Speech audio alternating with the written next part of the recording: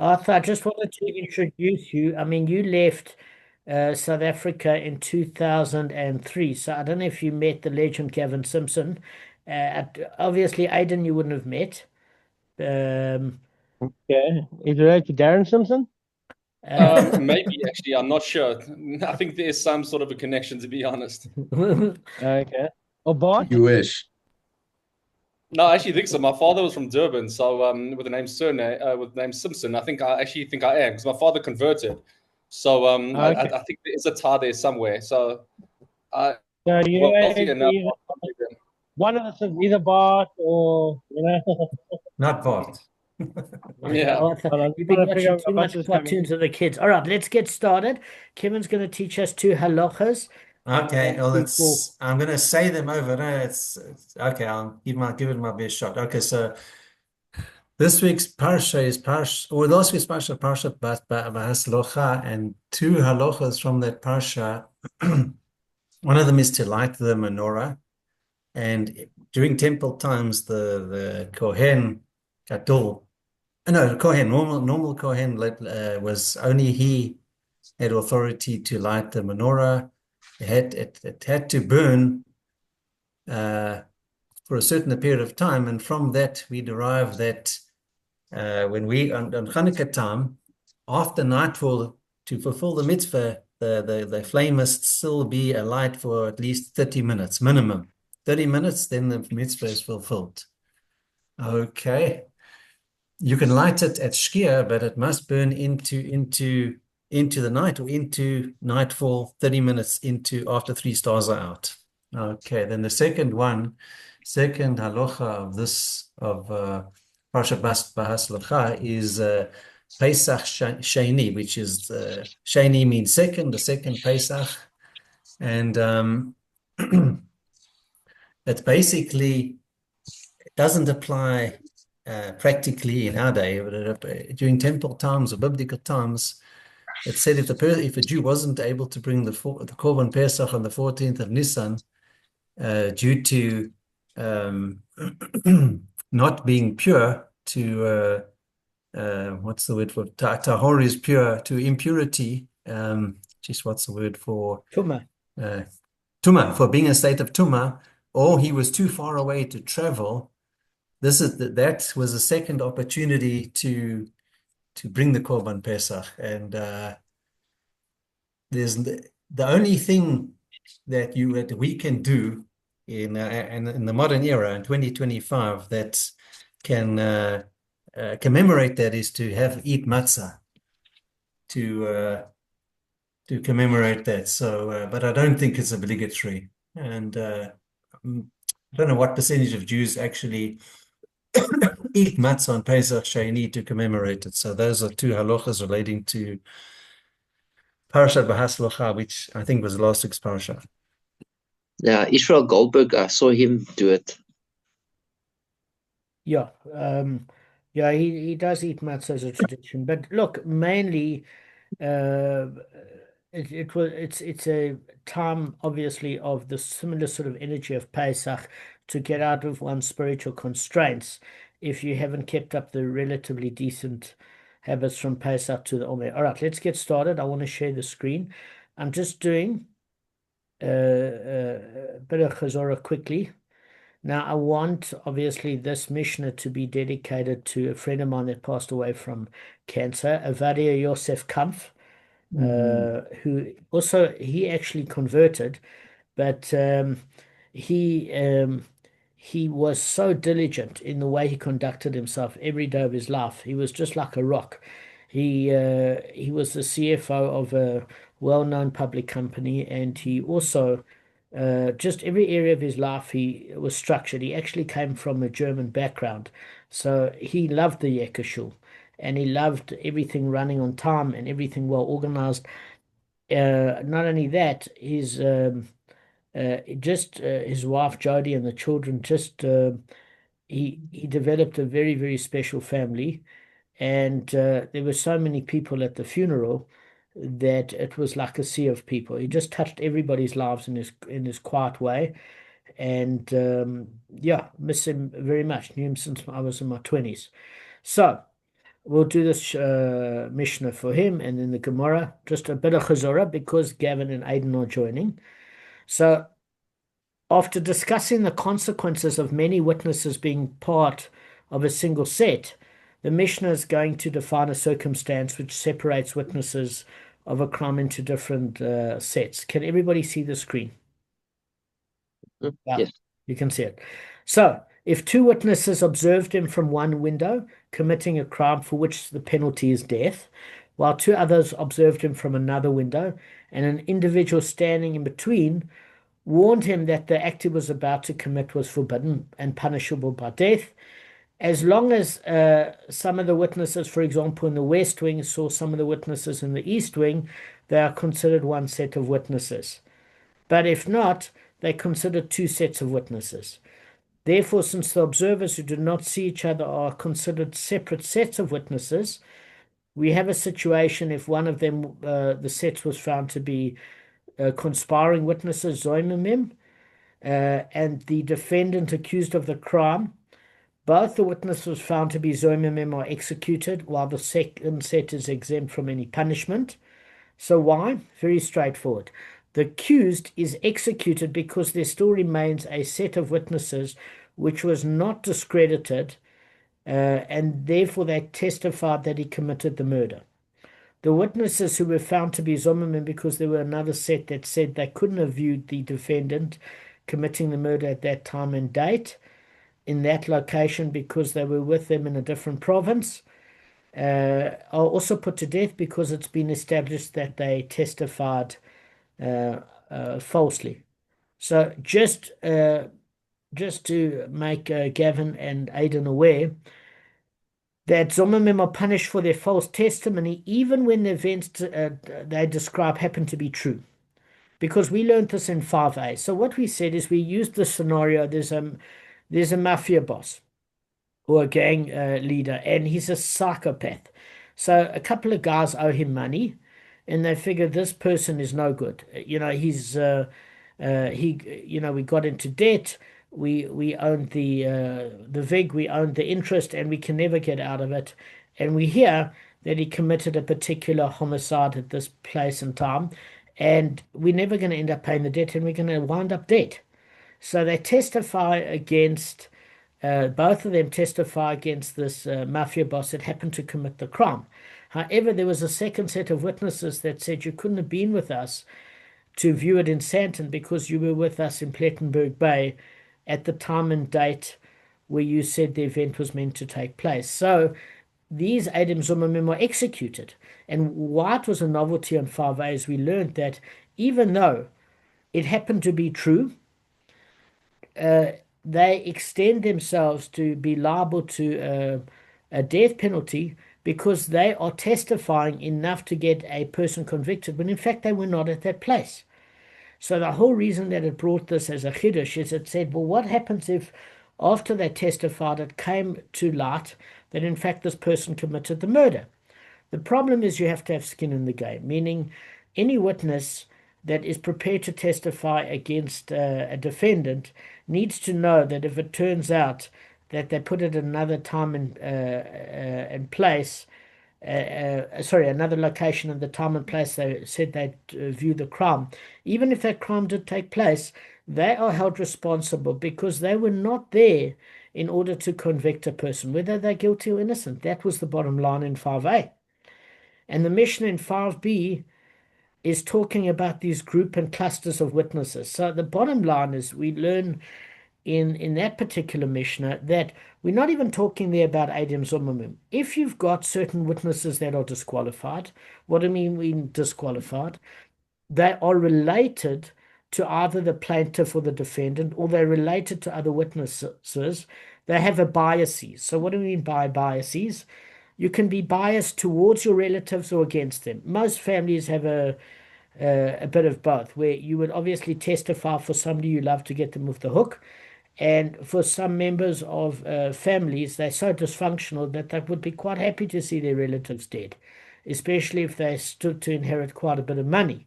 So if there's any sort of bias, it's determined by a relationship, with both the witnesses to each other as well as being related to the defendant or the plaintiff. In other words, if there's anything that they could gain or lose, either emotionally or financially, they're not allowed to testify and they're discredited as witnesses. So, in this particular case, if they were all clustered together as one group, and some of the members were Adem Zomimim and some were not, what does this mean is that unless all of those witnesses in the entire set are Adem Zomimim, they are disqualified from getting the reciprocal punishment. And in fact, the defendant doesn't die. Why does the defendant not die? Because if the witnesses are disqualified because some are Adem Zomimim or related, or they're professional gamblers where they could have a financial incentive to the outcome either way, where they might owe the defendant money, or in this case, they might have paid the plaintiff to testify, that cannot be submitted as witnesses. Further to which is if they habitual sinners, at which gamblers fall part of, they are disqualified as witnesses just simply because they've got a bad reputation, or as the Gemara uses the term, ill repute. Okay, so if we carry on in the Mishnah, it says Rav Yossi says that one can never be executed unless the two witnesses who testify against the accused both warn him, because he uses this pasuk by the testimony of two witnesses, and that's in Devarim chapter 17 verse 4. So Rav Yossi understands this verse actually that every component necessary to convict him, including a warning, must come from both the witnesses. And even if the criminal in our case has not been warned by these two witnesses but by a third party, he can't be executed according to Rav Yossi. The Tanna Kama, the general rabbinic opinion, doesn't hold by that at all. So according to Rav Yossi, the witnesses found to be Zomimim are also not executed. Why are they not executed if there's a second set of witnesses convicting them to have been at a different place? Because they would have had to have been there to warn the accused, and therefore the accused isn't eligible for the death penalty by virtue of default. So one other teaching is by the testimony of two witnesses actually means that you have to hear the witnesses themselves. And according to the Sanhedrin, you can't listen through an interpreter, but they themselves must be able to understand the witnesses. And one of the submissions in order to be on the Sanhedrin is to be multilingual. Okay. All right. Is anything unclear with the Mishnah before we go to the Gemara? Guys? When you say multilingual, how many languages? Well, that's a whole discussion. You know, some people say it's according to Yosef that he needed to know the 70 languages at the time, but that's not practical. What they needed to know Wow. verse in is generally the languages spoken today. So that would be Latin, Greek, Persian, certainly Hebrew, Aramaic, and whatever base tongue would be the most prolific within that region. I mean, that's realistic. Okay. Aidan, Mr. Simpson, any of you have questions because you were not here when this is Chazorah for the others? So just two quick ones. It seems like you have to be an upstanding citizen in order to be a witness and therefore to become a Zommerman, right? They wouldn't take the trash to become a witness. It has to be like relatively decent human beings. So that's, you're right. It even extends further. Never mind to become, Adem Zomimim is only found out after the fact. But one of the things that, Gavin, you mentioned is it does eliminate Adem Zomimim by the simple virtue of the fact of, you're probably weeding out potential Adem Zomimim by a character assessment and the fact that there's no sort of bias. So it's not just that these people have got a reputation of ill repute, but the fact of it is if they've got their loved one that stands to lose their life or a fortune of money, we cannot believe that their testimony would be objective. So even if they're not a bad person, we just know that it could slant the case. The thing of Adem Zomimim, according to Tosfot, is that they have to have skin in the game, meaning a person can only be admitted as a witness if we can apply reciprocal penalty to him. In a case that we learnt in the second daf, where there's not a reciprocal penalty, but they're subject to 39 lashes, they have enough skin in the game because they're going to lose theirs if they get lashed to be a wonderful deterrent. That's for sure. In a capital case, they stand to lose their lives. Monetary cases, money. And in terms of exile or testifying against a Kohen, those 40 lashes, if you testify against the defendant that he broke a negative commandment that was action-based, again, you'd get lashes, but that's reciprocal because they intended to do that to their defendant. So you're absolutely right. Absolutely, Kevin. Okay, great. Thank you. But that discreditation isn't only about Adam Zimmerman. That's about any witness that is going to prejudice the case. Okay, so let's get straight into the Gemara. Does that answer your question, by the way? I don't know if it does. Yeah, it does. It does. So in the beginning with the Mishnah, it said, look, you've got two witnesses. There it's talking about two sets of two. The Gemara is going to talk about two individual witnesses. Do they combine? But before we get there, in this classic case of two witnesses in the West Wing and two in the East Wing, we covered that in the fourth daf. So this is a reiteration of that. And it says there's like certain commentaries. So you've got the Rashash, who contends that it's sufficient for one member of one group to see one of the witnesses in the other. In other words, it doesn't have to be reciprocal in nature that a witness in each group sees each other and acknowledges each other. And it can be even that that one witness happens to see another witness in the other group, but he doesn't have to be seen in return. But the Aruch Laner is a little bit more stringent. He said, look, that's not sufficient because you could probably see a case where a person might know the group that hangs out in their coffee bowl all the time. So according to the Aruch Laner, he said one witness in each group has to be able to see one of the witnesses in the other group. It doesn't mean that they have to identify each other. Just they have to identify one of the parties in each group, even if they don't align. In other words, Ruvain doesn't have to see Shimon and Shimon doesn't have to see Ruvain. As long as Ruvain sees somebody in the West Wing and Shimon sees somebody in the East Wing, and they can corroborate, that would suffice to combine the set of witnesses. Now, I wanted to ask not the guys that attended before. Lance has a question, yeah? Lance, I thought you were checking your nail polish. Sorry, man. Yeah? You know me too well. Okay. Yeah. I want to check with you. So every witness, whether the two witnesses or the third person who sees the other two witnesses, each witness has to have warned that person. No, so only according to Rav Yossi is he takes it mafurish from Devarim chapter 17 verse 4 that he said that the witnesses have to be part of the Hazroah. Hazroah is the warning process in Sanhedrin, where they have to say this is forbidden in the Torah and it's going to have a capital punishment consequence.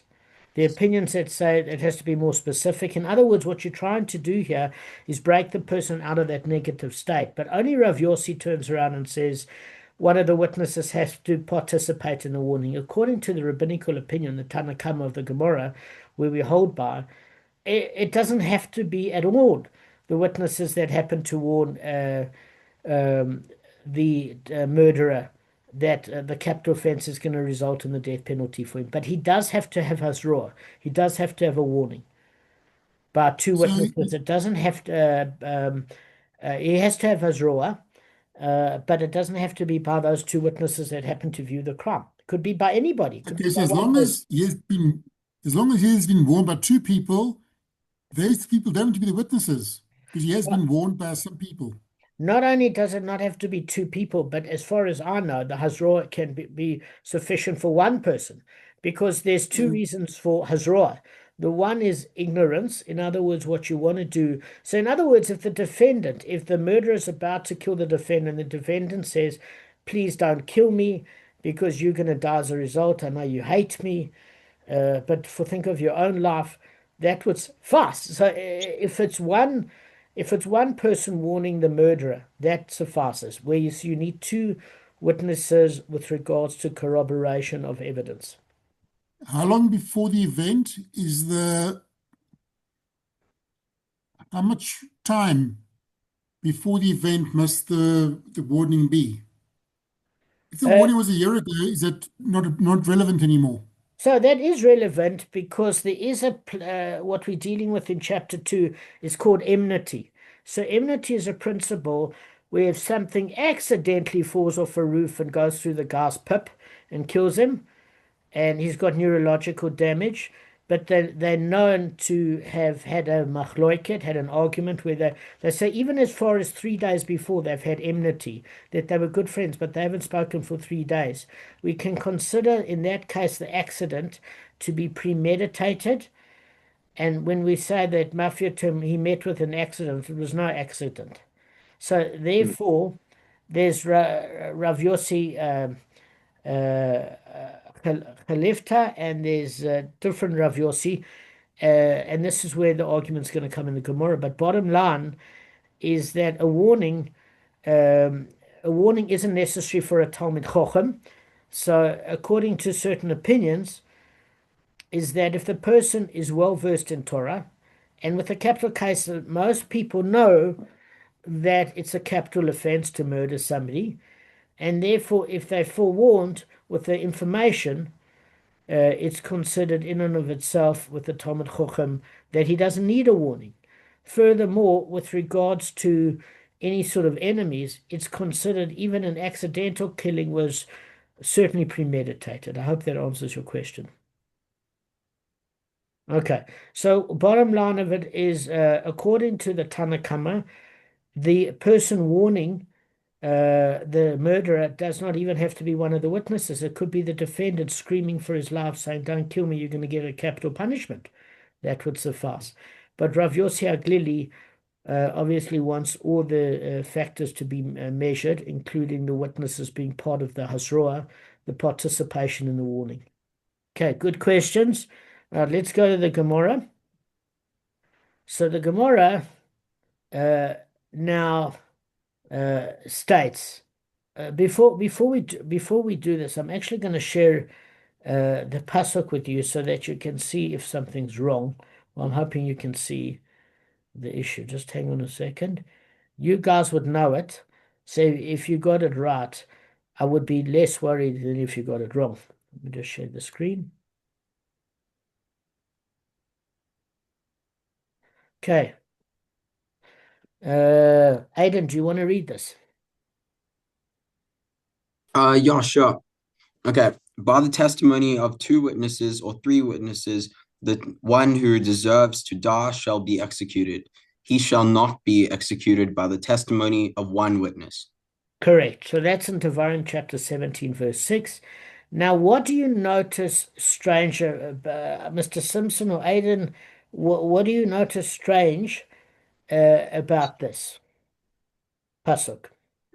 You want to go ahead, Ed? Take it, don't worry. All right. No, so the numbers are strange. You know, if it's accepted that 2 witnesses should be okay, there's no need to say 3 witnesses. Excellent. So that's the first point. That's absolutely super. And what's the second point?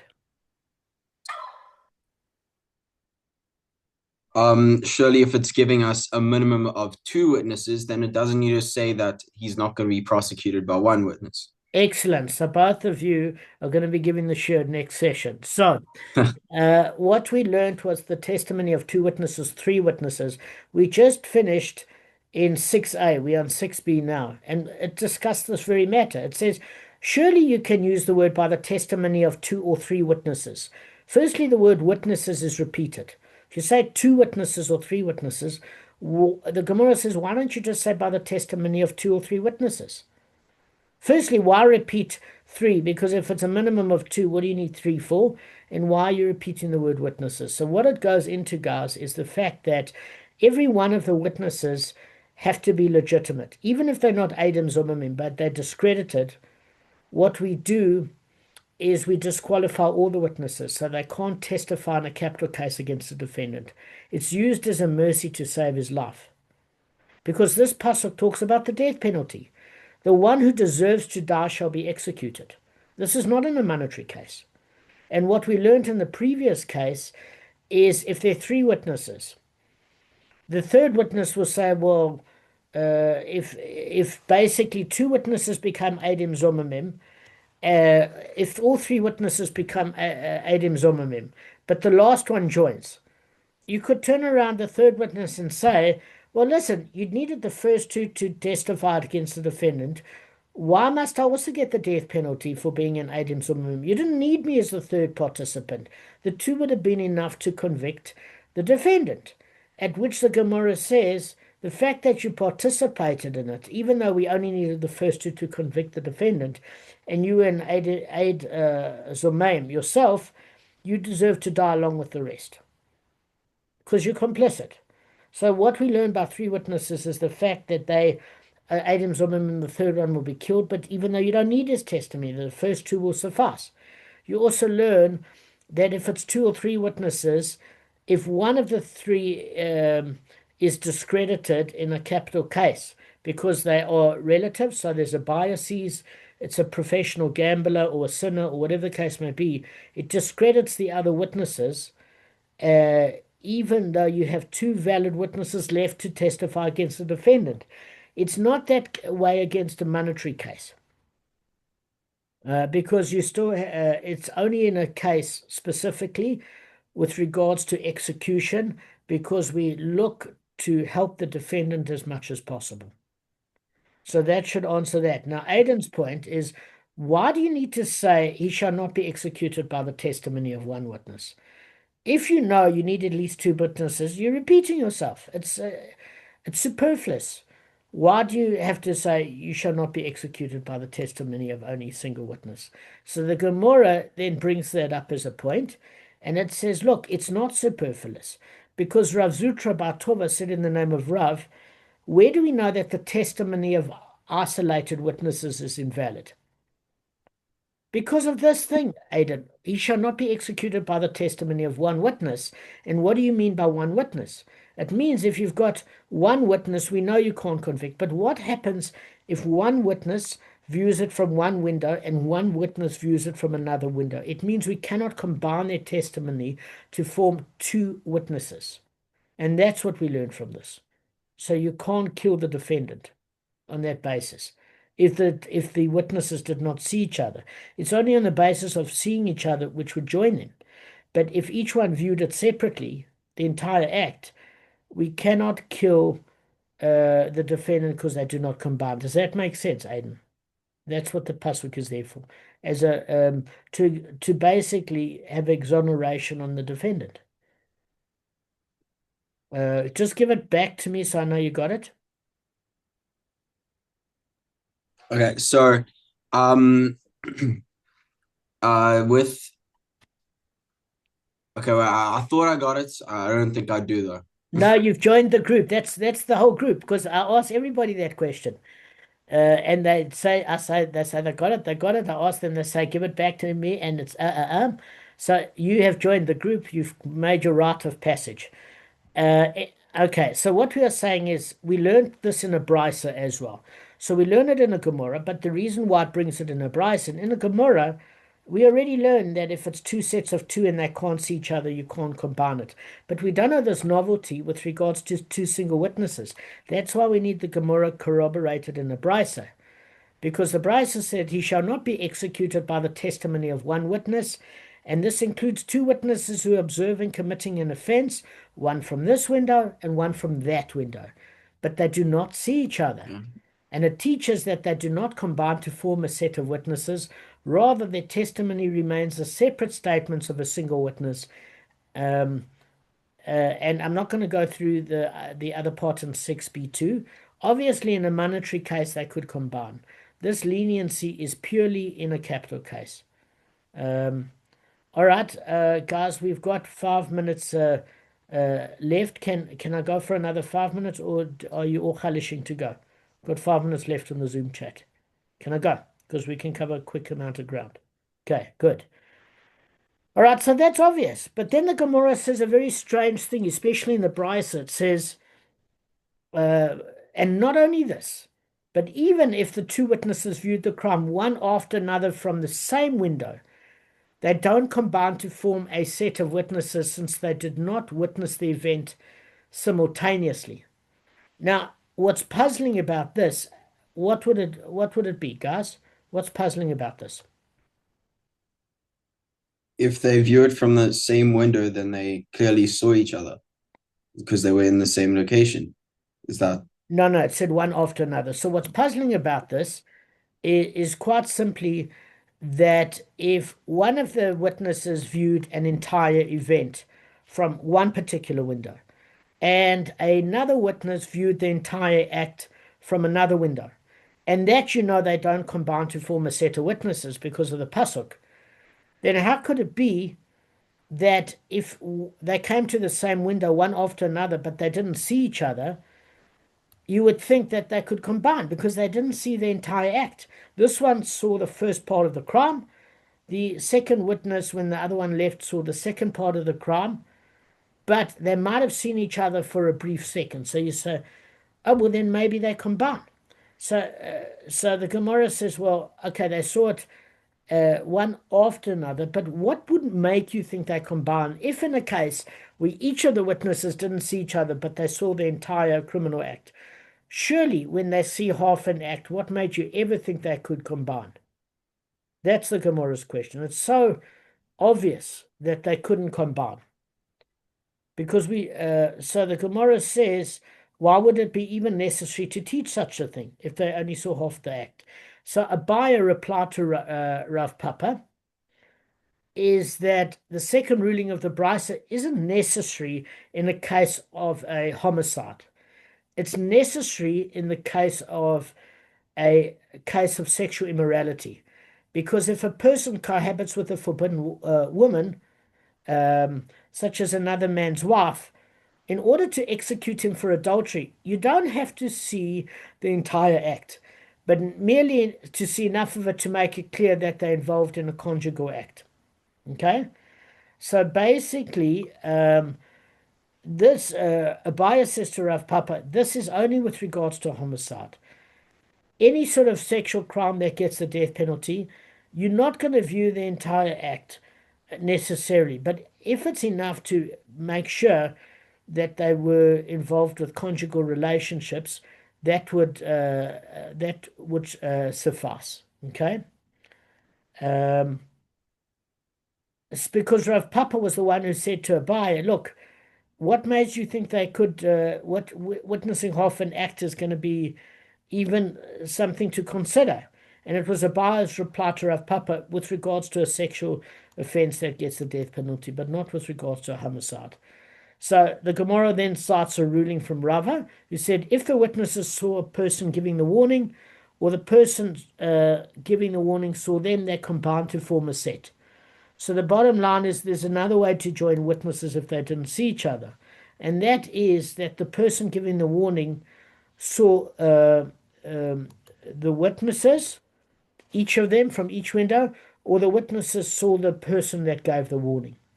So bottom line in summary, with regards to cases of adultery, the general rabbinic opinion, according to Abaya to Rav Papa, is you only have to see part of the sexual act. You're not going to be there for the foreplay, the orgasm, the finishing off, and have your popcorn and Coke.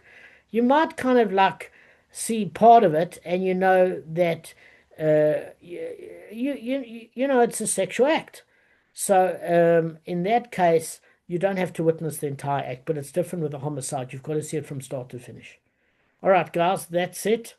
We'll tackle you tomorrow. Does that make sense? Yeah, Same thank time you. tomorrow, That makes Damon. sense.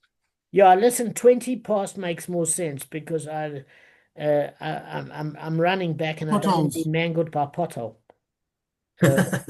All right. Thanks, guys. Lovely to see all of you. Welcome. Thank you. Thank you. Sure. Thanks a lot. It was great.